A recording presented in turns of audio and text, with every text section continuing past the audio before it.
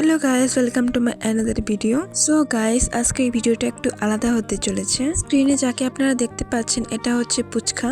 আজকে আমি জানি না, আমার কিন্তু সকাল থেকে খুব ঝাল জিনিস খাইতে মনে হইতেছিল, আর বাড়িতে যখন পুচকা ছিল তাই ভাবলাম যে বানিয়ে খাওয়াই যায়। তার জন্য আমি বাজার থেকে পুচকা বানানোর জন্য যা কিছু লাগে সেগুলোকে নিয়ে আসলাম। একদিকে আলুটাকে বসিয়ে দিলাম আর একদিকে কড়াইটাকে বসিয়ে দিলাম গরম হবার জন্য। রিফাইন তেল পাইনি বলে এখানে আমি সরষের তেল ব্যবহার করতেছি। আর এক কাপ পুচকা বানানো অনেকটাই কষ্ট হয়, তার জন্য এখানে আমার বোনও এসেছে আমার হেল্প করার জন্য। শুধু বোনই নয়, আমিও এখানে ট্রাই করলাম, কারণ আমার এরকম তেলের জিনিস ভাজতে অনেকটাই ভালো লাগে।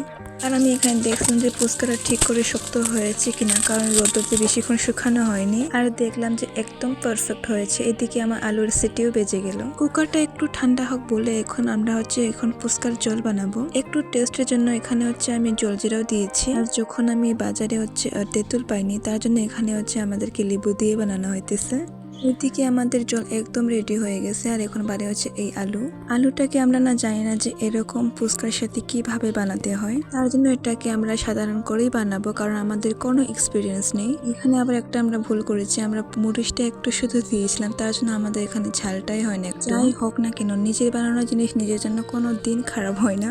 ফুচকা, চাটনি আর জল সবকিছু এখানে রেডি আছে। এখন শুধু বাকি আমাদের খাওয়া।